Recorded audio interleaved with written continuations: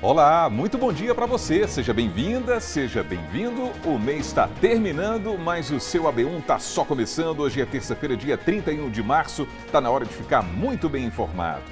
Franklin Portugal e Fábio Gomes estão ao vivo com a gente. Franklin vai falar sobre o caso de uma mulher que foi morta a tiros em Gravatá dentro de um condomínio de luxo. Que história é essa, Franklin? Na medida do possível, bom dia para você.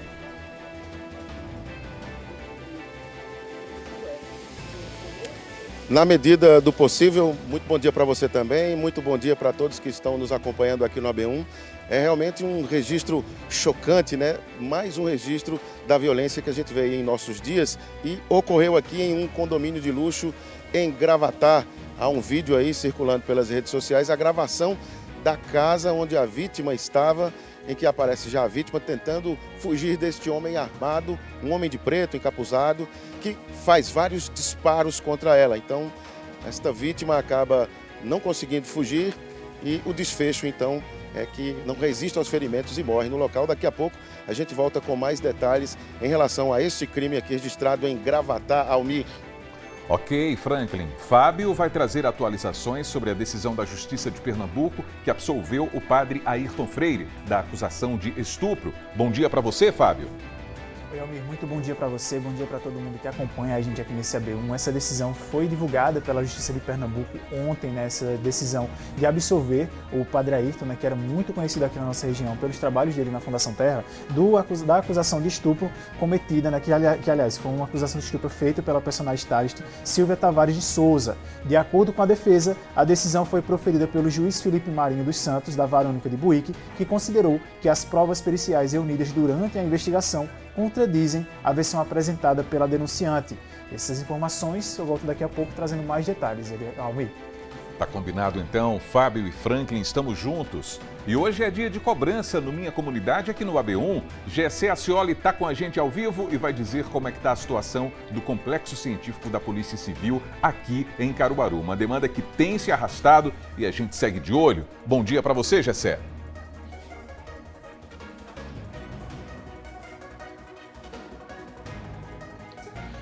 Oi, Almir, bom dia para você, bom dia para quem está nos assistindo. Pois é, a gente chega em mais uma etapa de cobrança do Complexo da Polícia Científica, que iniciou no início da década passada, ou seja, são mais de 15 anos aí com essa obra se arrastando, e a gente vai trazer detalhes daqui a pouco em que pé se encontra essa obra tão importante de um equipamento que deveria estar servindo à sociedade já há muito tempo. Muito bem, assuntos importantes no seu AB1 de hoje. E olha, também tem história de superação. Nós vamos conhecer o Ítalo. Ele tem 38 anos e é um daqueles exemplos de amor à vida, um daqueles exemplos de busca pelo conhecimento também, apesar de algumas limitações, hein? Ele fez um curso superior e segue firme em busca dos objetivos. É no Me Conte Sua História daqui a pouco aqui no seu AB1, que já começou.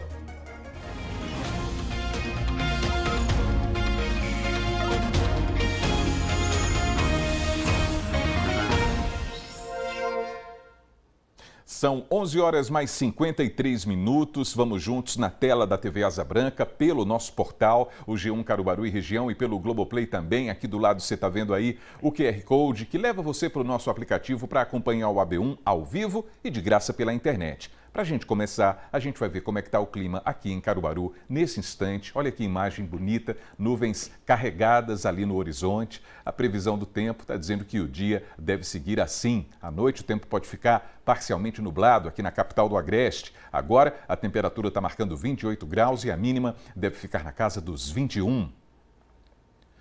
E olha esse caso. Uma mulher foi morta a tiros em Gravatá. Esse crime, pessoal, aconteceu dentro de um condomínio de luxo e tudo foi registrado por câmeras de segurança. O repórter Franklin Portugal está ao vivo na cidade e vai trazer as primeiras informações para a gente. Franklin.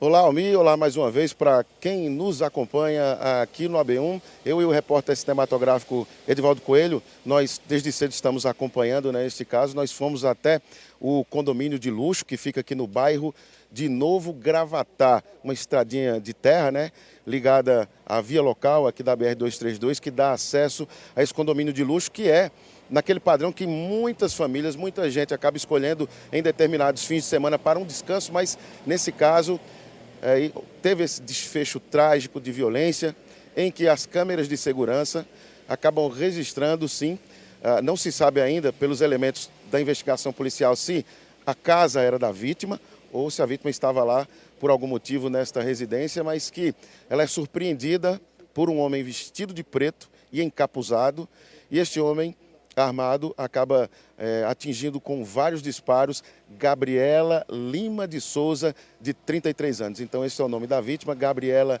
Lima de Souza, de 33 anos. Ela tenta escapar aí da mira daquela arma, tenta se mover, escapar, empreender um esforço para isso, né? Mas não consegue. Quando para de se mover, então, esse homem deixa o local. Então, há várias questões para serem levadas em conta aí nessas investigações, em que o caso foi registrado primeiramente pela Delegacia de Plantão de Vitória de Santo Antão, é a cidade da Zona da Mata, que fica a 35 quilômetros aqui de Gravatá. Então, nós já estamos aqui em frente da Delegacia de Gravatá, para daqui a pouco tentar aí obter mais informações a respeito de tudo isso com o delegado que vai se encarregar por essas investigações, o delegado Luciano da Fonseca. Mas surpreende bastante o fato de ser um condomínio de luxo. Condomínios de luxo normalmente têm um aparato de segurança, mas esse homem conseguiu ter acesso à casa onde estava Gabriela Lima de Souza, esta vítima de 33 anos, portanto, que não resistiu aos ferimentos, foram vários disparos e acabou morrendo no local. Daqui a pouco a gente volta aqui no AB1 com mais informações e informações já mais focadas no inquérito, nas investigações. A polícia, claro, vai buscar a motivação desse crime e daqui a pouco a gente volta com mais informações aqui diretamente de Gravatá, no AB1, em relação a esse caso trágico, a morte aí desta mulher de 33 anos. Daqui a pouco retornamos, Almir.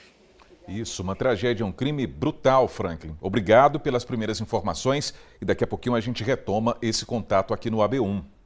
Está na hora de conferir também os destaques do G1. Fábio Gomes está chegando direto da nossa redação, pessoal, e tem informações sobre a decisão da Justiça sobre o caso do padre Ayrton Freire. Ele era acusado de estupro. Boa tarde para você, Fábio.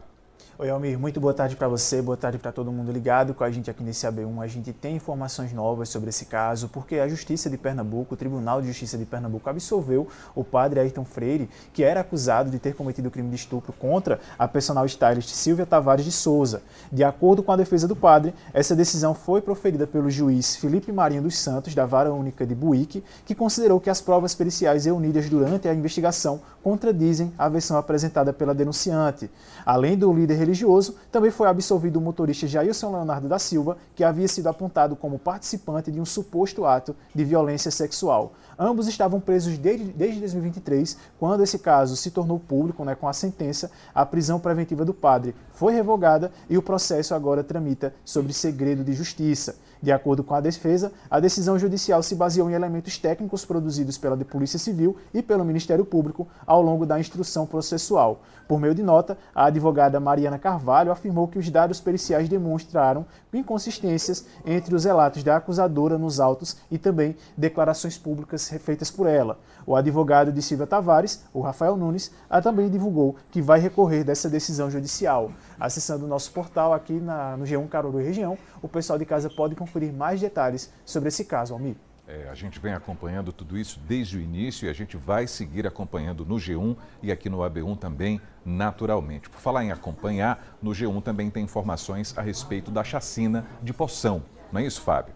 Exatamente, Almir. A chacina de Poção foi um crime que teve uma ampla repercussão através da mídia. Esse caso chamou muita atenção e recentemente nós noticiamos também aqui a decisão da Justiça sobre a condenação das pessoas apontadas como acusadas de ter cometido esse crime. Uma das atualizações que a gente traz é que um dos condenados da chacina de Poção, o Wellington Silvestre dos Santos, conhecido como Chave de Cadeia, ele foi novamente condenado pela Justiça de Pernambuco. Dessa vez, ele recebeu a sentença de 26 anos por um crime de homicídio qualificado registrado em Serra Talhada, nossa área de cobertura no sertão do estado. De acordo com o Tribunal de Justiça de Pernambuco, o júri popular aconteceu em 25 de março. A vítima foi identificada por José Jonoel Rodrigues Rodrigues dos Santos e ele foi assassinado a tiros dentro da residência onde morava e na frente de familiares em 31 de maio de 2023. A decisão da Justiça, ao qual o G1 teve acesso, consta que o motivo para o crime foi uma vingança. O julgamento foi presidido pelo juiz Marcos César Sarmento Gadelha e a sentença do TJPE diz que o homem foi morto dentro da casa onde morava, na frente de outros familiares. O Wellington Silvestre ele já cumpria uma pena de 74 anos de prisão pela participação na chacina de Poção, que aconteceu em fevereiro de 2015. Com a soma dessas duas condenações, ele deve pagar 100 anos, né? deve registrar 100 anos de prisão. Mais detalhes também sobre esse caso podem ser conferidos aqui no G1. A gente tem uma matéria completa falando sobre todo esse desdobramento da chacina de Poção, inclusive também com a sentença de cada um dos acusados, Almir. Perfeitamente, Fábio. Muito obrigado pelas informações. Um bom trabalho para você. Obrigado, Almir. Bom trabalho para você também. Uma excelente tarde para todo mundo que acompanha a gente. Muito obrigado. Agora é meio-dia, 1 minuto, e agora a gente tem cobrança no quadro Minha Comunidade. Então a gente vai voltar a falar sobre o Complexo de Polícia Científica aqui de Caruaru. Tá aí uma cobrança bem antiga, não é, pessoal? Gessé Acioli é quem está acompanhando essa situação. Gessé, boa tarde para você.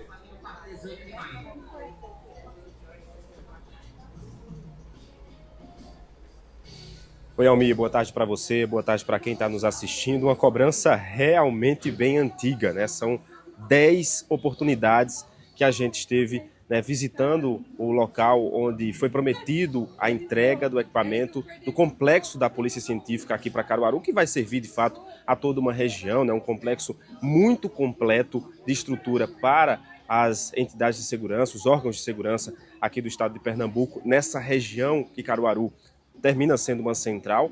E aí nós acompanhamos, fizemos cobranças, né, vários investimentos milionários foram feitos ao longo desses últimos anos, e a gente vai conferir uma reportagem agora de como se encontra e de como a gente tem percorrido esse caminho de cobrança ao longo dos últimos anos sobre esse importante equipamento. Vamos conferir. Há cerca de 15 anos teve início o sonho do Complexo de Polícia Científica de Caruaru. Equipamento essencial para os trabalhos dos órgãos de segurança de toda a região. Desde quando foi prometida, a obra andou de forma muito lenta, muitos atrasos e diversas paralisações. O projeto, com valor inicial de cerca de R$ 4.700.000, era para ter sido executado em 10 meses. Como não ocorreu, em 2015, a SDS informou em nota que esses valores haviam subido para R$ 6 milhões. O tempo passa, os custos aumentam com a correção do orçamento, mas a obra nunca é entregue. Ela parou em 2013. Na verdade, a conclusão dela era para ter sido em 2013, né? Mas foi feito quase tudo. Na verdade, já estava em fase de equipar o aparelho, né? Equipar o complexo. Já tinham até ar-condicionados lá e, de repente, abandonaram, né? Faltavam detalhes, questões de acabamento, algumas salas ainda para serem finalizadas com cerâmica, essas coisas, e abandonaram, simplesmente parou. O que agrava mais a situação, porque foi gasto 4 milhões e meio, o complexo foi quase concluído, foi aparelhado, começou a ser aparelhado e, de repente, descobrem que ali não era um local adequado para se fazer isso. Então, foi dinheiro público jogado fora, uma irresponsabilidade não mínima. Milhões investidos que pareciam não impactar no andamento da obra. Dinheiro público mal administrado. Nossas equipes cobraram insistentemente. Visitamos o local da obra por 9 vezes. Em nota, o governo do estado havia informado que estava fazendo um estudo da situação do complexo para lançar um edital para a retomada da obra. Aqui no Complexo Científico da Polícia Civil, nada muda, a situação é estática, o que demonstra um verdadeiro descaso com o dinheiro público que foi investido aqui. Até porque essa obra está se deteriorando com o tempo. A obra, iniciada em 2011, tinha orçamento previsto de R$ 4 milhões, saltando para 6 milhões e nada de ser entregue. Agora, 15 anos depois, após inúmeros atrasos, paralisações e orçamentos modificados, o equipamento encontra-se aparentemente pronto. Equipes já trabalham no local.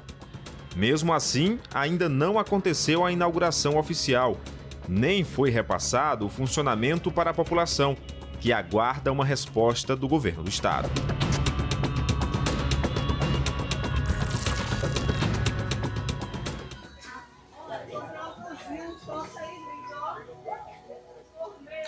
Pois é, tá aí muito tempo, né, desse equipamento com vários atrasos, com obra paralisada, com dinheiro investido e depois modificado, e tudo isso vai sendo prejuízo para a sociedade.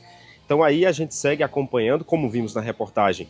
Tem um prédio já praticamente pronto, né, pelas imagens que a gente observa, equipes já trabalhando. Fica agora a pergunta, quando é que vai ser inaugurado de fato? Quando é que a sociedade já vai poder utilizar os serviços? Será que já está sendo realizado esse serviço?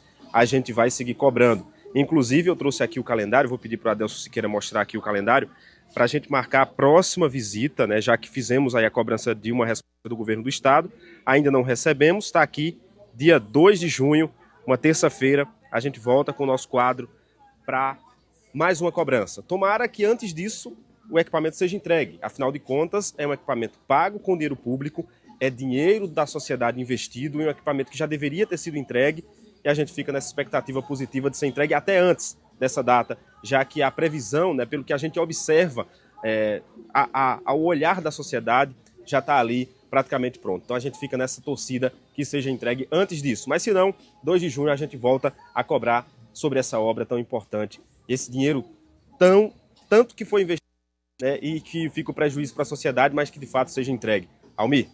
Gessé, muito obrigado pelas informações. É isso mesmo, a gente vai seguir sim.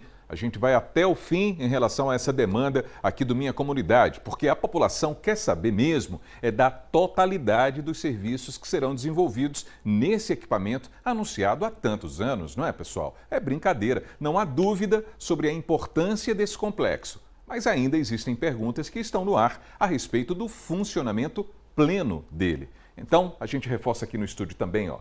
Terça-feira, dia 2 de junho, a gente vai voltar a falar sobre esse assunto que tem tudo a ver com a segurança pública, com a nossa segurança aqui no Minha Comunidade.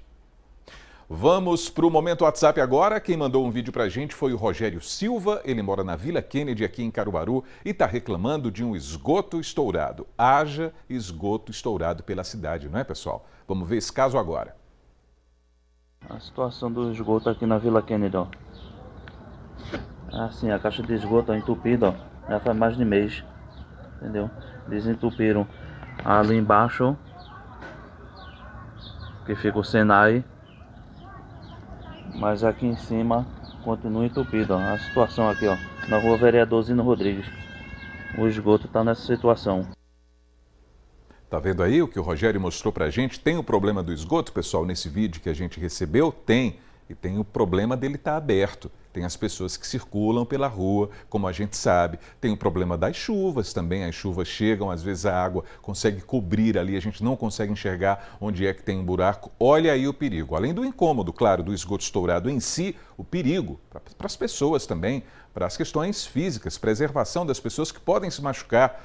Rogério, a gente foi em busca de uma resposta, viu? A Compesa disse que não havia solicitação para esses serviços nos canais oficiais da companhia, mas que a partir das informações repassadas nesse vídeo aí, ó, aqui que você mandou para a gente está mostrando no AB1, uma equipe será enviada ao local para tomar as providências. A Compesa reforça que os canais oficiais da companhia são o site compesa.com.br, está aí na sua tela, tá vendo? Tem também o aplicativo da Compesa, tem o 0800 081 0195, tá aí na telinha também, e o WhatsApp, ó, 81, que é o código de área, mais o número 99488 5227. Esses são os canais oficiais da Compesa. E não esquece, você também pode e deve participar aqui do Momento WhatsApp. Você grava um vídeo com o problema aí da sua rua e manda pra gente pelo 99198 8212. Agora a gente vai para o intervalo. Daqui a pouquinho tem informações sobre a prisão de um professor de escolinha de futebol aqui em Caruaru, suspeito de abusar sexualmente de crianças. A gente vai trazer os detalhes a respeito desse caso absurdo. E a gente vai falar sobre o crime que aconteceu em Gravatá também. Uma mulher foi morta a tiros, uma crueldade. Isso aconteceu em um condomínio de luxo e todos os detalhes daqui a pouco no seu AB1. 12h, 9 minutos. A gente volta já.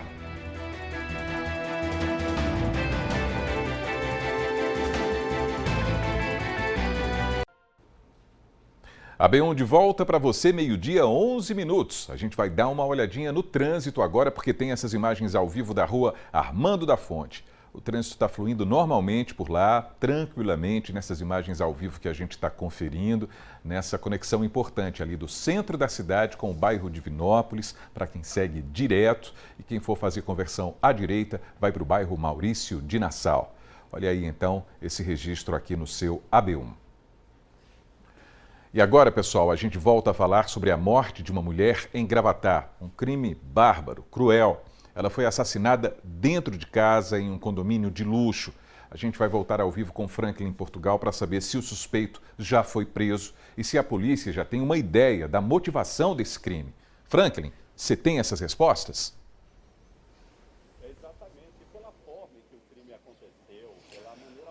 Pois é, Almir, a polícia ainda vai seguir com etapas aí dentro desse inquérito para chegar a informações que possam dar base, né, a essa noção da motivação justamente para constar no inquérito. Essa informação ainda não há.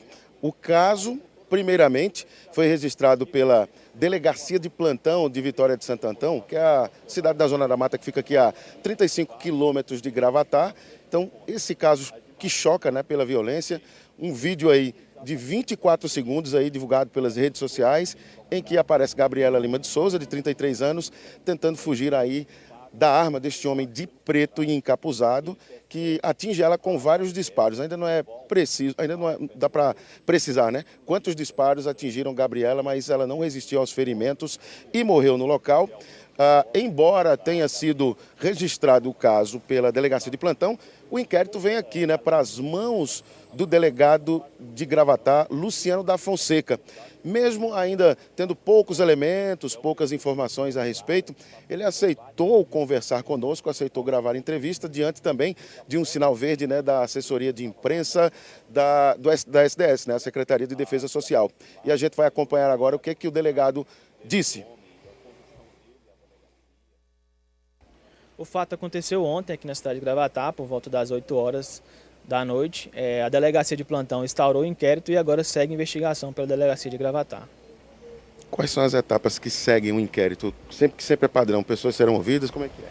Pessoas serão ouvidas, né? Nós buscaremos testemunhas, prova pericial também, perícias foram realizadas e serão realizadas. E cada investigação é de uma forma, né? Cada caso concreto ele leva a um caminho de investigação. Então, só o caso demonstrará mesmo as etapas. Vou encerrar com essa pergunta. O vídeo tem uma importância grande aí para a questão do andamento do inquérito? O vídeo é importante? O vídeo é bastante importante. Na verdade, hoje a nossa equipe já deve diligenciar aí em outras buscas, mas a questão de vídeo monitoramento é muito importante para a investigação. Olha só, em relação a esse caso, ainda ontem, nesse caso registrado pela Delegacia de Plantão, um homem foi conduzido à delegacia em Vitória de Santo Antão para ser ouvido, mas aí a polícia não encontrou elementos suficientes para formatar a prisão em flagrante desse suspeito. Então, este homem foi ouvido e liberado. A polícia ainda vai levantar questões aí, como é que esse homem entrou na casa onde Gabriela Lima de Souza estava, mesmo sendo aí num condomínio de luxo, com todo o aparato de segurança, mas ele teve acesso para praticar esse crime e a motivação também. Então, no andamento do inquérito, ouvindo as pessoas necessárias que sejam para a polícia, essa informação deve chegar. Por enquanto, de acordo com o que me disse o delegado Luciano da Fonseca, esse crime ainda não é tratado como feminicídio. E a gente segue acompanhando, assim também como os nossos colegas do G1 Caruaru e região. Almir.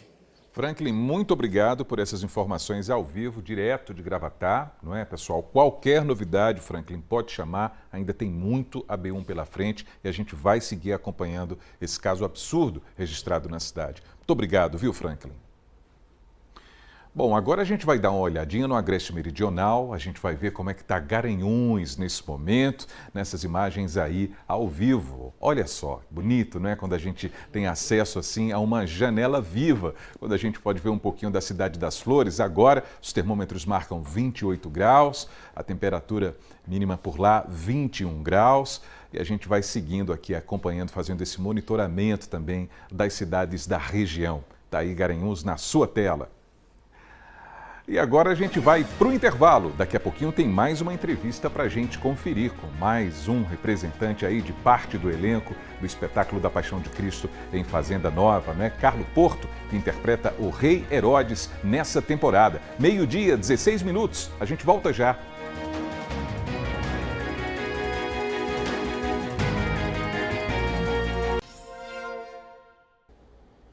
O seu AB1 está de volta agora 12h, 18 minutos. A gente vai dar mais uma conferida no trânsito aqui em Caruaru. Mais imagens ao vivo ali do centro da cidade. A câmera está na Avenida Rio Branco, olhando para a rua Armando da Fonte, que a gente viu há pouco aqui no AB1, e agora a gente vê de um outro ângulo. Ali mais à esquerda do seu vídeo são os veículos que estão saindo agora. Olha aí a quantidade de motos e carros saindo da esquina tradicional do Grande Hotel. E lá em cima, ó, na parte mais alta, no sentido contrário, muitas motos também, além dos carros chegando na rua Armando da Fonte. Imagens ao vivo na telinha da Asa Branca no seu AB1. E vamos seguindo porque a Feira da Moda de Caruaru vai ser antecipada essa semana por conta do feriado da Sexta-feira Santa. Gessé Ascioli está voltando ao vivo, então essa feira será realizada amanhã. É isso, Gessé?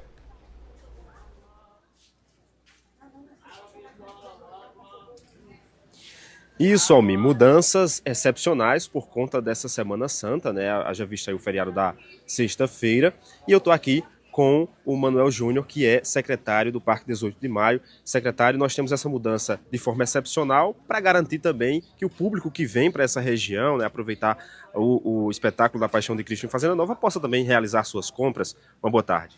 Boa tarde a todos os ouvintes da TV Asa Branca. Exatamente, essa contemplação faz com que você falou. A gente antecipa a Feira da Moda para que a Sexta-feira Santa, como é uma feira diferenciada, é a Feira do Peixe, a feira que todo mundo se prepara pelos motivos, né, por ser a Semana Santa. Então, a gente faz essa mudança excepcionalmente, começando a Feira da Moda na quarta-feira, das 9 da manhã às 10 da noite, e na quinta-feira, das 4 da manhã até 1 da tarde. Então, essa é a nossa preocupação em trazer essa informação para o público. E a gente reforça também que, além dessa antecipação, toda a estrutura vai continuar funcionando, porque o turista também deve passar por aqui na sexta-feira. Sim, desde a semana passada. Então, a cidade se prepara com o roteiro turístico da Semana Santa. Então, Caruaru é polo de parada para depois o pessoal que passar e se contemplar aqui dentro do artesanato. Então, a feira começa da segunda-feira até os sábados, a partir das 8 horas da manhã até umas 5 da tarde. Então o movimento é constante, é intenso. Então todo preparativo, os ônibus de turismo vêm para o Machadinho, estacionam, e tem toda essa amplicidade até finalizar a Páscoa. A gente observando essa estrutura que está sendo montada também, vai ter o apoio também dos órgãos de segurança, os órgãos viários, para que todo mundo esteja bem recebido aqui no Parque 18 de Maio. Sim, a secretaria que interage com outras secretarias, então o trânsito é favorecido com a atenção da AMC, né, a Autarquia de Mobilidade de Trânsito de Caruaru, como também a parte de segurança, que é a Segurança Municipal da cidade, com o grupo da GM, rodando por todo o perímetro.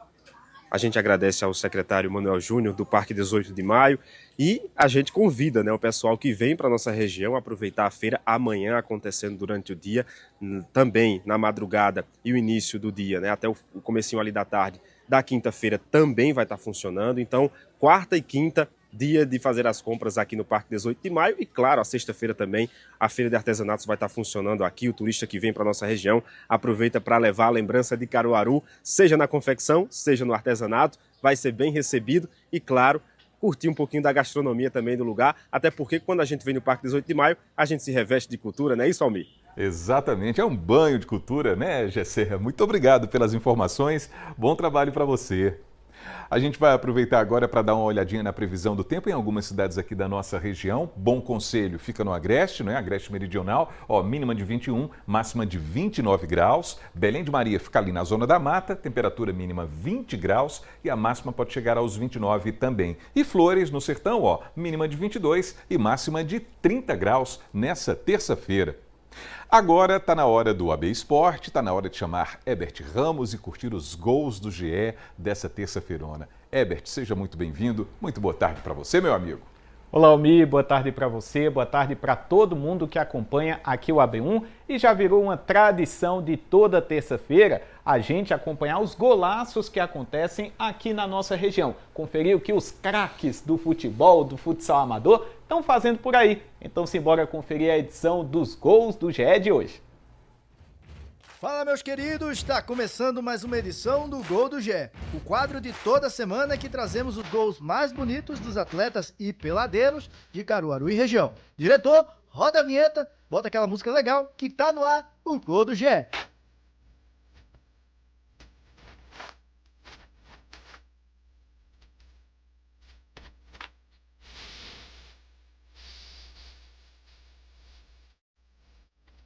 O primeiro gol, vamos pegar um bigu e parar lá em Custódia. Até porque esse gol, eu acredito que foi na raiva, viu? Renato Moura, meu amigo, não é possível. Vejam só se não foi. Após o lateral, o coleguinha fez um corta-luz, só que esqueceu de combinar com o Renatão, que teve que correr muito para pegar a bola e não deixar sair. Depois, o jogador ajeitou o corpo e descontou com um chutaço no ângulo, deixando esse golaço. Valeu, Renato! Agora a gente pega a BR-423, sobe as 7 colinas e para em Garanhuns. E o Diego vai ensinar como se cobra uma falta. Eu já peguei o papel e a caneta, tô preparado para assistir. Jogador que chapa na bola, viu? Nem se o goleiro jogasse a luva pegava esse golaço. Valeu demais. Também em Garanhuns, essa quadra eu conheço bem, viu? Saiu o gol de Azaf na copinha da escola. Aqui é aula de triangulação, né? Azaf, camisa 10, toca a bola e já dá opção na cara do gol. E aí é só correr pro abraço. Bom demais! Melhor ainda é a torcida. Ô, saudade de bater uma bolinha nos tempos de escola. A gente chega em Caruaru e agora o gol é do Lorenzo. A falta é pro time do Lorenzo, longe do gol, mas que na verdade foi um passe. E nosso artilheiro vence a defesa, se antecipa e pega de voleio. Um voleio em pé, de primeira. Golaço, hein? O goleiro nem teve reação. O último de hoje é daqueles gols que dão ataques de fofura. Já tô avisando, porque o Davi Lucas, de 6 aninhos, faz o gol, finalizando no canto do goleiro de piquinho, meu Deus. Corre pra torcida de braços abertos, cheio de marra. É fofo ou não é? E com essa fofura de hoje, encerramos mais uma edição do Gol do GE. Semana que vem tem mais. Fui!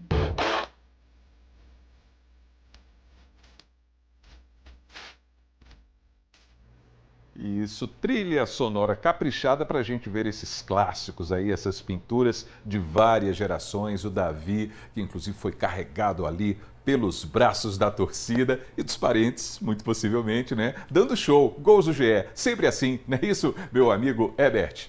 É muito bacana, Almir, principalmente essa interação dos pais, né? Os pais mandam os gols que os filhos fazem nos campeonatos escolares, campeonatos municipais, mandam pra gente, ficam lá naquela cobrança pedindo para o gol passar e é uma alegria danada quando esse gol é exibido aqui no AB1. Sempre fica o convite para você que marcou um gol ou tem de repente um gol gravado de um amigo, de um parente, de um filho, poder mandar aqui para a gente, para o contato do GE. De repente o gol não aparece aqui no AB Esporte, Almir. Isso mesmo, a gente fica muito feliz com essa galera inteira. E olha, chegou o fim do mês, isso significa que tem enquete aberta para escolher o gol mais bonito dessa turma e vestir esse manto glorioso, meu caro Herbert. Exatamente, Almir, já está aberta lá no portal GE Caruaru e Região a enquete para escolher o gol mais bonito do mês de março. Todos os gols que foram exibidos no AB Esporte aqui no AB1 estão disponíveis para votação. O vencedor dessa votação será anunciado na próxima terça-feira, na próxima edição do Gol do GE, e vai levar para casa essa camisa exclusiva, camisa 10, toda personalizada, que apenas os vencedores das enquetes do AB Esporte recebem, além, é claro, de vir conhecer os nossos estúdios e também conhecer toda a estrutura da TV Asa Branca. Então, não percam tempo, vão lá no portal GE Caruaru e Região, votar, fazer aquela campanha bacana para o amigo, para o filho que está concorrendo, Almir. Legal demais, Herbert. E além dos craques do AB Esporte que a gente viu há pouco, hoje também tem a turma que representa o futebol do nosso país. Tem duelo da seleção brasileira, né, Herbert?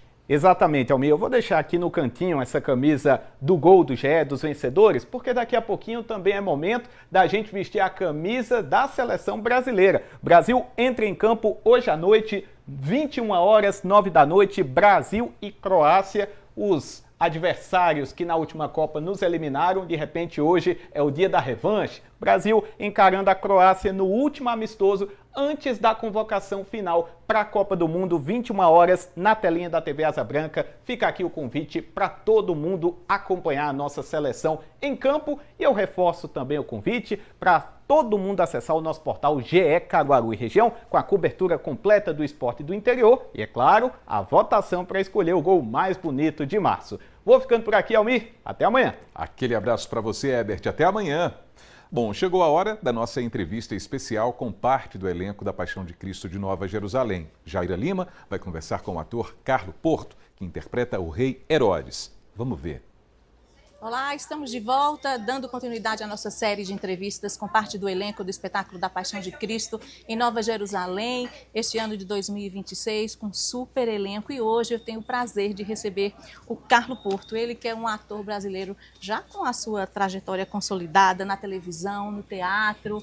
Muito prazer te receber aqui hoje. Seja bem-vindo. Obrigado, Jair. Obrigado pela recepção e pelo carinho. Coisa boa. Carlos, eu queria que você contasse pra gente, né? Como foi que esse papel caiu no teu colo? Como é que você recebeu? Ai, olha, eu acho que já estávamos ali, outubro, novembro, eu fui procurado, né, pela produção do espetáculo e, enfim, eles acompanham o trabalho, né? Eles acompanham o meu trabalho há bastante tempo, eles sabem o que eu tenho feito, então, por conta de tudo isso, eles acabaram achando que eu era um nome bom para compor exatamente esse, que é uma edição especial, né? Que são 100 anos do Plínio. Então, eu acho que essa formação é uma formação que tem um quê de especial. A gente entra para preencher aí esse elenco. E o que é que te desafiou quando você recebeu esse personagem, né, Herodes? Ai, olha, todos esses personagens bíblicos já fazem um pouco parte assim do meu universo, né? Eu conheço essas histórias não são novas para mim, mas sim, o Herodes especificamente é um personagem assim, eu já interpretei reis em outras situações, mas dentro desse universo onde Jesus está inserido, é a primeira vez. Então, Herodes, para mim, é um personagem assim que também mostra os seus desafios, as suas dificuldades, mas eu acolho ele com carinho e muito respeito. E você é apaixonado por teatro também, né? Queria que você falasse como é estar aqui com esse elenco maravilhoso esse ano, no maior teatro ao ar livre do mundo, né? Olha, é muito emocionante, assim, a gente que vive ali, né, no eixo Rio-São Paulo, e os atores no país inteiro, eles sabem, eles veem o que acontece aqui, né? A gente vai recebendo essa informação ao longo da vida, a gente vai olhando para isso aqui, nossa, será que um dia, será que isso é possibilidade? Poxa, e olha, é muito bom, assim, é muito prazeroso, tudo isso aqui é muito especial. Respirar esse universo aqui, contar essa história, né, que é tão especial, tudo isso me mobiliza bastante. Qual foi a sua primeira impressão quando você botou os pés aqui? Olha, eu fiquei impressionado, eu fiquei chocado. Primeiro porque eu não tinha dimensão de que, porque assim, a gente que trabalha, a gente acha que tudo é cenográfico, né? Que tudo tem... Não, aqui é real, aqui é de verdade. Essas muralhas que circundam a propriedade, isso é pedra de verdade. Eu fiquei impressionado com isso, eu não sabia disso. Não, como se não bastasse, eu fui até os cenários, eu precisava tocar, eu precisava ver e tocar. E é tudo de verdade, aquilo me impressionou muito. E que experiência você acredita que vai levar daqui? Olha, todo mundo diz, né? As expectativas são grandes, assim. A gente está contando uma história muito importante para muita gente, né? A gente fala sobre fé, sobre aquilo que é muito caro para muita gente. E a gente recebe isso, a gente está no palco, a gente vai recebendo tudo isso.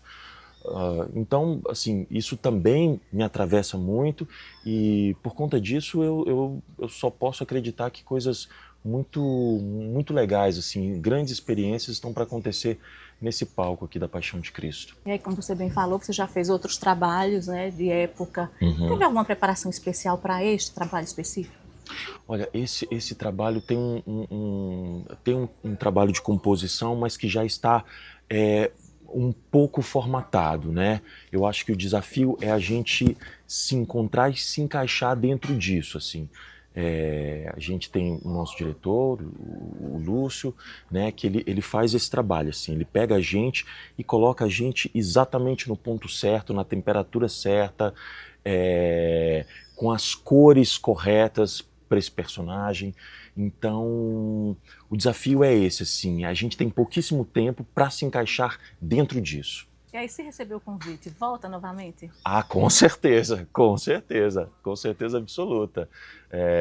Eu tô aqui, a gente já está há 3, 4 dias aqui, a gente foi muito bem recebido, o carinho das pessoas, aqui na pousada, aqui em toda a propriedade, aqui é muito gostoso, comida boa, papo bom, artistas, então se eu tiver a chance eu volto sim. Coisa boa. E como é que você gostaria que o público lembrasse do seu Herodes? Olha, a minha mãe tá vindo, né? A minha mãe tá vindo de Salvador, ela vai assistir o espetáculo, ela sabe que eu não vou interpretar Jesus, que eu vou fazer Herodes, mas eu acho que a minha mãe vai ficar um pouco chocada, porque é uma cena que é para chocar, é para impactar, e ela tem uma função dentro dessa dramaturgia toda, né? É preciso criar os contrapontos, como esse, Jesus viveu isso, assim, existiam pessoas que faziam parte daquilo ali e que mostravam como Jesus era um cara iluminadíssimo, né? Então a minha função ali é essa, é ser sombra o suficiente para que a luz de Jesus ilumine a todos. Então, muita luz para você também na sua Muito vida, obrigado. na sua vida profissional. Vamos convidar o pessoal de casa. Eu queria agradecer por essa oportunidade de estar aqui com você. Sucesso, muito sucesso para você. Obrigado. Seja sempre bem-vindo a Pernambuco. Muitíssimo obrigado. Eu quero convidar você para estar com a gente nessa temporada de 2026 aqui em Nova Jerusalém, curtindo a Paixão de Cristo. Vem se encantar, vem receber esse mar de amor, esse mar de iluminação. Eu acho que isso é lindo e isso pode ser muito bem aproveitado aí na sua vida, viu? Vem estar com a gente. Não atendes ao teu rei, negas um seu pedido, zombas de mim, como também te abandonaram os teus homens ao te deixares prender. Nada mais és, nem mágico. E amanhã a gente vai ver o bate-papo com o ator Wagner Salles. Ele participa do espetáculo há 29 anos. Nessa temporada, ele interpreta 5 personagens. É amanhã, aqui no seu AB1. E vamos seguindo porque nesse período da Páscoa, muita gente aproveita para quê? Para ganhar um dinheirinho extra. Agora, a gente vai ver algumas pessoas que estão caprichando nos produtos, hein? Olha só. A mão na massa, ou melhor, no chocolate, já é algo comum nessa época do ano para quem produz doces. Com a Páscoa se aproximando, a demanda para garantir as encomendas dos produtos à base do chocolate refletem em uma grande movimentação do mercado, principalmente para aquelas pessoas que empreendem na área. E as oportunidades para empreender surgem muitas vezes das necessidades de uma renda extra, como é o caso da família de seu Edson. Foi uma necessidade que nasceu quando minha esposa fazia faculdade. Ela queria fazer um dinheirinho a mais para comprar os livros, que era caro demais, e minha irmã fazia chocolate. Então ela veio até Caruaru na época, fez o cursinho com a minha irmã, e lá ela começou a produção. E para não parar essa produção, eu comecei a continuar.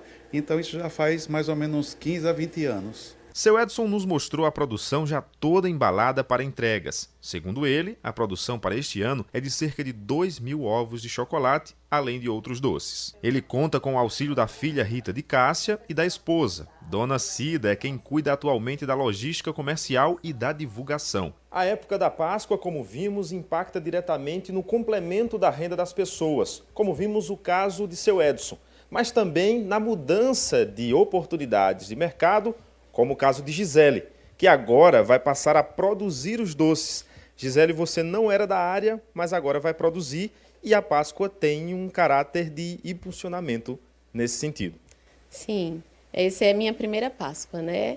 Sempre gostei de trabalhar com os doces para a família. E eu antes costurava, era costureira, né?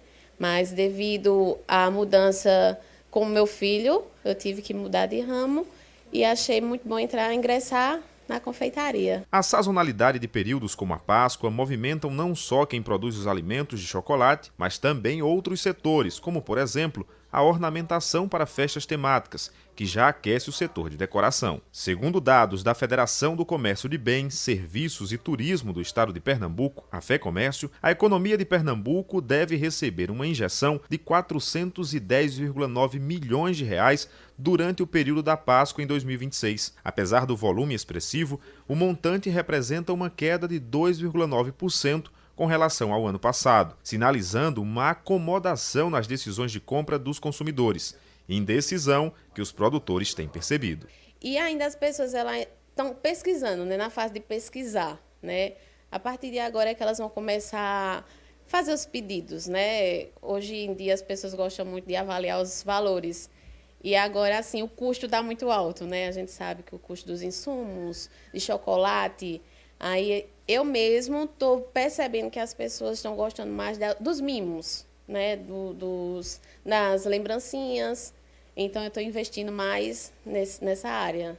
Além dos famosos ovos de Páscoa de vários tamanhos e modelos e bastante elaborados, a confeiteira produz outros doces e biscoitos, e cada um dos produtos com aquele cuidado especial, para que o cliente receba muito mais do que apenas um doce. Espero que eu possa contribuir não só no fato de fazer, mas também levar beleza para as pessoas, né? Eu digo assim que o doce em si, ele não é só o paladar. Ele traz beleza, ele traz momentos bons, ele traz lembranças, recordações boas, principalmente para as crianças, né? Muito bem. E ainda aqui no interior, uma fábrica de chocolate tem um bom faturamento nesse período do ano, apostando em sabores diferentes para os ovos de Páscoa. Veja. Páscoa batendo a porta e os protagonistas da temporada já apareceram faz tempo. Chocolates e ovos de Páscoa são destaques nas vitrines. Mas por trás dos produtos prontos, decorados e embalados, existe uma grande linha de produção e boas histórias. Esta fábrica de chocolates artesanais funciona em Vitória de Santo Antão, no interior de Pernambuco, desde 1985. Durante a Páscoa, a procura pelo estabelecimento é grande. Hoje, o empreendimento tem 3 lojas no município, com cerca de 25 funcionários, mas nem sempre foi assim. Começou na minha casa, fazia e ia para o comércio, vendia de porta em porta, nas lojas aqui em Vitória de Santo Antão.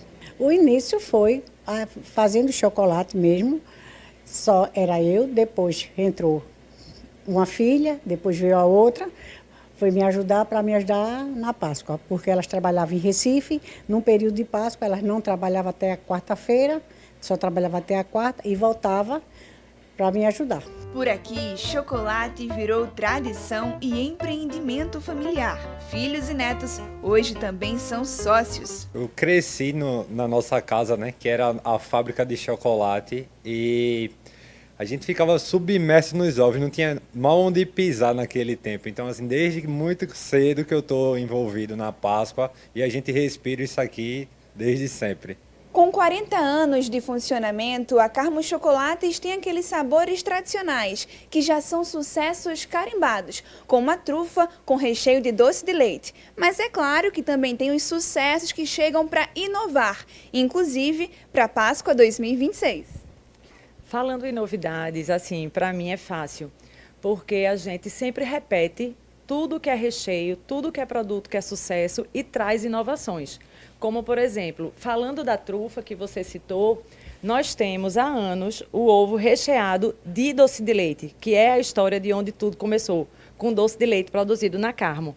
Aqui é a inovação, o doce de leite com doce de ameixa, gostinho de doce de vó, remete à infância, e a gente trouxe esse recheio no panetone e replicou no ovo, que assim, a gente já entendeu que é sucesso. Além das novidades autorais, a empresa também se atentou às tendências virais. O ovo de fatias, que está fazendo sucesso na internet. E para quem tá ligado nas tendências da internet, vai reconhecer esse ovo aqui, ó, de fatias.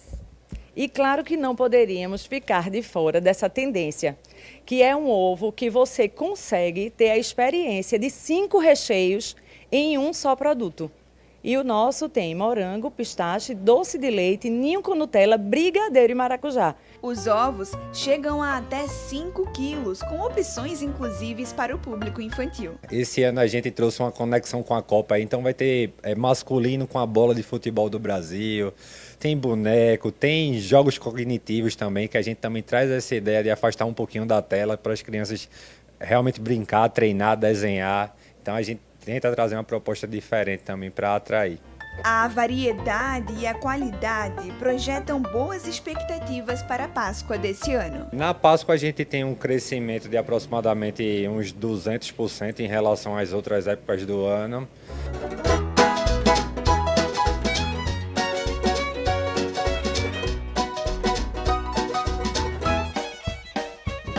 Em média, 7 toneladas de chocolate serão produzidos para a Páscoa 2026. E é aqui, neste setor de produção, que a mágica acontece, dos grandes aos pequenos detalhes. O chocolate vai para uma temperadeira, onde já sai no ponto para ser informado, para ser distribuído nas formas, depois para a planetária e a partir daí para a embalagem. As ideias dos diferentes sabores que os clientes aproveitam também surgem aqui. Nós começamos fazendo estudo desde janeiro sobre esses recheios e a intenção era trazer recheios que remetessem, né, a casa de vó, a domingo com família. E aí, a partir disso, a gente começou a criar essa combinação. E esse ano a gente está trazendo essas novidades. Um dos sabores que a gente está trazendo como inovação é o Romeu e Julieta, que é um ovo trufado, que vai com um brigadeiro de queijo do reino, uma camada de bolo de rolo e goiabada. E os detalhes artísticos que tornam os chocolates ainda mais bonitos e delicados são feitos assim, à mão. E chocolate é vida, chocolate e encanta as crianças. Então o que a gente pode pôr no chocolate, a gente põe de bom e de melhor para atrair. A última etapa é a embalagem dos chocolates e depois o produto está pronto para a venda. Juliana é cliente do estabelecimento há anos. Para essa Páscoa, ela já tem os chocolates preferidos. Eu adoro a draga de castanha e os chocolates que tem pistache. São meus favoritos. Recomenda? Recomendo a todo mundo.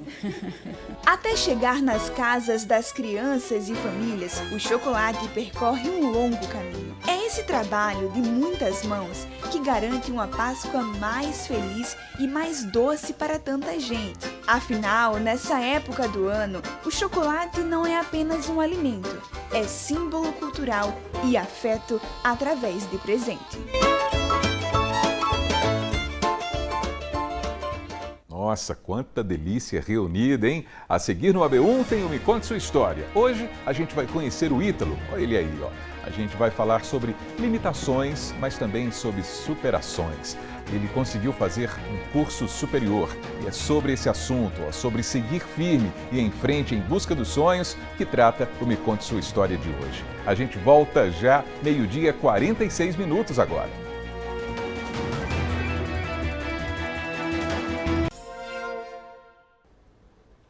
Então, o seu AB1 está de volta e olha essa história. Um homem foi preso aqui em Caruaru, suspeito de abusar sexualmente de crianças.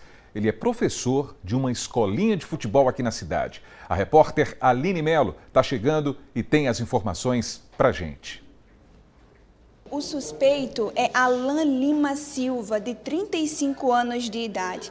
Ele foi preso na noite de ontem, passou para audiência de custódia na manhã de hoje e agora a gente está aqui com a delegada Érica Feitosa, que tem mais informações para a gente.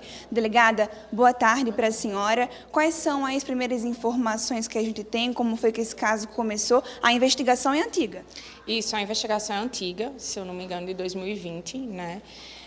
Tinha uma investigação em curso na Delegacia da Mulher e tinha uma investigação em curso na 88, que é a circunscrição, visto que tinha uma vítima do sexo feminino e uma vítima do sexo masculino.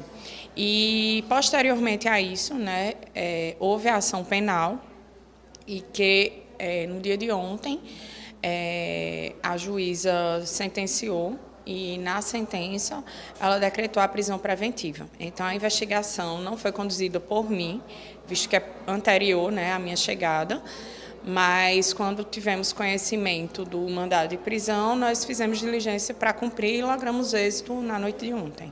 O suspeito, ele é proprietário e professor de 3 escolas de futebol aqui em Caruaru. Tudo começou com a denúncia de um jovem que depois se tornou enteado dele, é isso? Isso, teria começado assim e ele é conhecido como professor de escolinha de futebol. Além desse jovem, a gente já tem confirmação de outras crianças, adolescentes que teriam sido abusadas por ele? Tem dessa situação que você narrou e também da outra enteada dele, que foi a que originou aqui. Mas assim, como futebol ela é mais tendente ao sexo masculino, se porventura tem mais denúncias, as denúncias vão para as delegacias de circunscrição. Entende? A daqui seria a delegacia da mulher, então teria que ter uma vítima mulher. Então a gente não pode dizer com precisão se não existem outras denúncias, mas a gente pode dizer o que nos cabe, né? Que é a enteada, né, que iniciou aqui na delegacia da mulher. E quais são os próximos passos agora, depois dessa audiência de hoje? O que deve acontecer com ele, para onde ele vai? Depois da audiência de custódia, ele vai para o presídio, né? E aí nosso trabalho está encerrado, visto que até a investigação já tinha sido finalizada, né? E agora é com a justiça. A preocupação também é encontrar outras possíveis vítimas, tem esse apelo também para que as pessoas denunciem?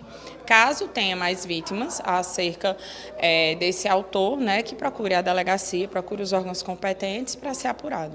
Ok, muito obrigada por suas informações. É isso, pessoal. A gente fica aqui no aguardo para saber mais detalhes sobre esse caso também super grave. Almir, volto com você.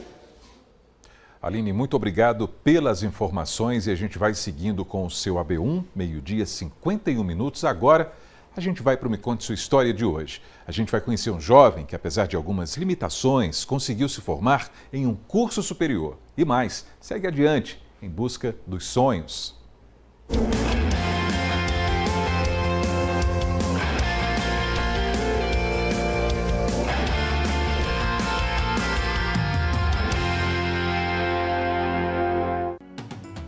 As estradas levam a muitas histórias de vida. E esta nos dá acesso a mais uma, não uma qualquer, quando chegamos a esta porteira.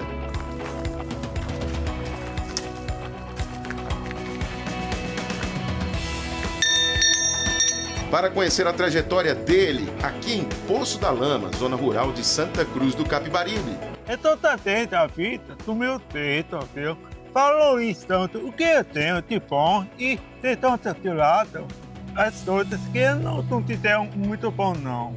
Ele é Ítalo Rui Dias da Silva Fiesa, de 38 anos.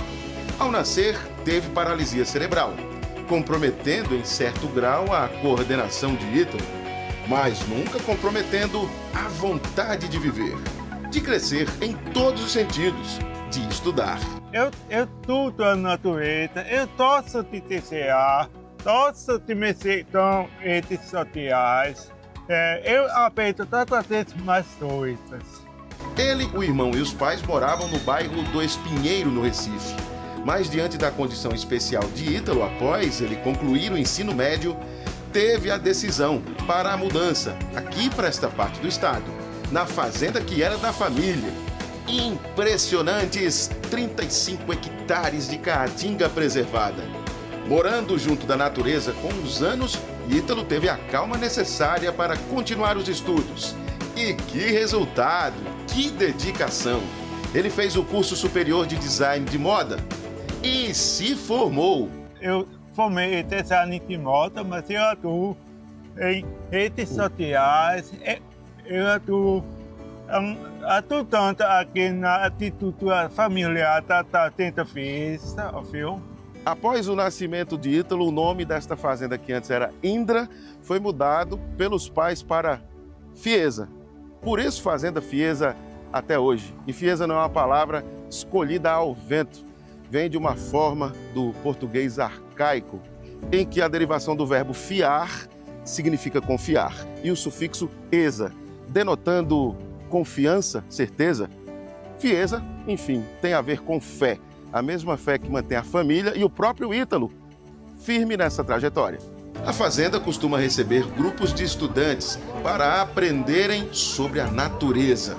A família de Ítalo e ele próprio são amigos e defensores desta riqueza verde. Porque esse é um dos fortes da Fazenda Fiesa, é isso, levar a educação ambiental para longe. Para maior ação possível para os alunos aqui, para tentar visitar a disposição de uma tia. Como é que você se sente levando a educação ambiental? Eu sinto que eu estou tentando estar fora para ajudar pessoas e valorizar a natureza que nós temos. Ítalo é apaixonado também por comunicação e mídias digitais. Ele movimenta o Instagram da Fazenda Fiesa. Os pais são só orgulho. Quando ele foi para a escola, no início, com uma dificuldade danada, por causa de locomoção, por causa de adaptação, a escola era preparada para receber. Tinha uma professora, uma psicopedagoga para atender ele, mas mesmo assim as dificuldades foram muitas e ele saiu conseguindo vencer. Até hoje ele tem raiva quando a pessoa chama ele de diferente, de não sei o que. Ele diz, não, eu sou uma pessoa normal, eu sou uma pessoa que posso ganhar. Então, é muito orgulho que a gente sente quando ele determina que ele é uma pessoa normal. Então, para mim, foi uma superação, uma dádiva que Deus me deu. Ítalo, para mim, foi uma escola, realmente foi um aprendizado muito importante para a vida. Porque enquanto a gente recebe muitas informações que tudo tem um protocolo pré-estabelecido, vai acontecer isso na vida, vai acontecer, todo o processo vai ser assim. Aí você, quando vem com um filho que precisa ser caminhos diferentes, precisam de caminhos diferentes, então você tem que reaprender tudinho. Teve dificuldade? Teve, um bocado, muito. Inclusive, há 38 anos atrás não tinham as escolas que tem hoje, não tinha tanto recurso científico que tem hoje. Então era tanta porta fechada, era tanta coisa a descobrir, tanta briga para ser começada, iniciada.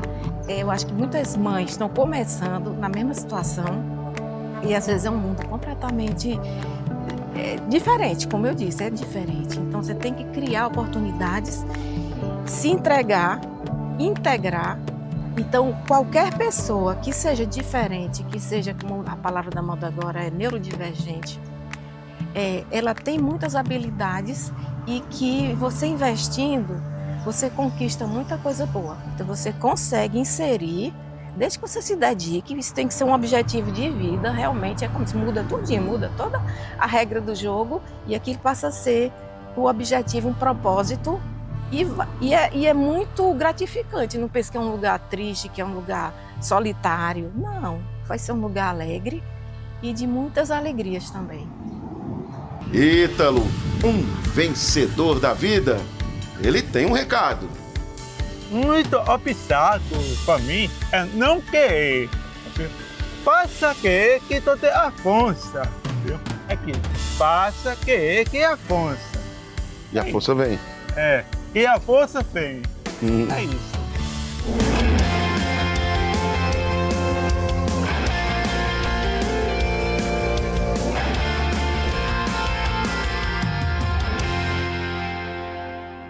Valeu, Ítalo. Muito obrigado pelo Me Conte Sua História de hoje, rapaz. Um grande abraço. E você viu nessa edição do AB1 que o Minha Comunidade cobrou a entrega do Complexo de Polícia Científica, não é? E atenção, pessoal, nós recebemos uma informação da assessoria do Governo do Estado afirmando que a inauguração da unidade será realizada na próxima quinta-feira, dia 2 de abril, hein? Claro, a gente vai acompanhar esse momento aqui no seu AB1. A gente vai seguir junto nessa missão também. E vamos em frente para falar sobre aquela pessoa que tem um plano de saúde e quer trocar de operadora. Por exemplo, como é que fica a situação dos prazos de carência, hein? Essa é uma boa pergunta. A Aline Mello está voltando para falar sobre esse assunto agora. Aline?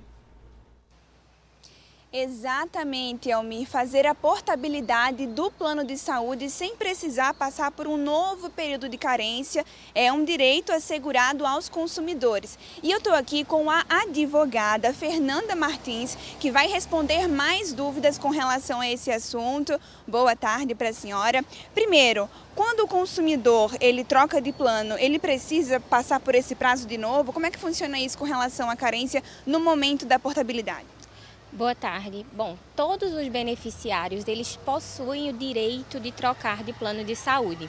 Porém, nem todos os beneficiários estarão aptos a realizar essa troca, né, sem passar por novos prazos de carência. A portabilidade de carência é um direito, né, do consumidor de ir para o novo plano aproveitando os prazos de carência já cumpridos, desde que preenchido alguns requisitos que são exigidos pela ANS. E existe a portabilidade voluntária e a involuntária. O que são cada uma? Qual a diferença? Como é que funciona? A portabilidade voluntária, né, o beneficiário ele vai solicitar essa portabilidade preenchendo os requisitos exigidos pela ANS, que são o contrato do plano de saúde atual, ele precisa estar ativo, né? É uma dúvida muito recorrente dos beneficiários, né? Muitos deles acabam cancelando o contrato antes de fazer a solicitação da portabilidade e é necessário que o beneficiário saiba que é preciso o contrato atual estar ativo, é preciso que haja uma compatibilidade do plano de origem para o plano de destino, especialmente em relação à faixa de preço, né? Além disso, esse beneficiário precisa estar com o contrato quitado, não pode haver inadimplência e também é preciso cumprir o requisito de tempo mínimo de permanência desse contrato, que em regra é de 2 anos. E a portabilidade involuntária normalmente acontece, né, naqueles casos em que há rescisão unilateral dos contratos por parte das operadoras de saúde. E em algum caso que a portabilidade seja negada, como é que o consumidor pode agir diante disso? Como é que pode ser feito para resolver a situação? Se o consumidor preencheu todos os requisitos, apresentou a documentação necessária na operadora de origem e na operadora de destino e mesmo assim houve negativa de ingresso no novo plano de saúde, é necessário que esse beneficiário, né, reporte essa situação à ANS e procure também um advogado especialista em direito de saúde. Caso não seja resolvido, é necessário uma medida judicial a fim de efetivar esse direito, né, de cumprir ali a portabilidade das carências. Ok, muito obrigada. Fernanda Martins, ela é advogada e presidente da Comissão de Direito Médico e da Saúde da OAB Caruaru. Almir, volto com você. Muito bem, Aline, muito bem. Muito obrigado pelas informações. E daqui a pouquinho tem o Panorama CBN. A gente vai conversar com o Dr. Juan Henrique. Ele é médico assistente técnico pericial. Aí a gente vai falar sobre perícias médicas. O Panorama começa às 2 horas na rádio que toca notícia. E assim termina o nosso encontro de hoje aqui no seu AB1 dessa terça-feira. A gente volta a se encontrar amanhã, se Deus quiser, a partir das 11h45. Valeu, pessoal. Até lá.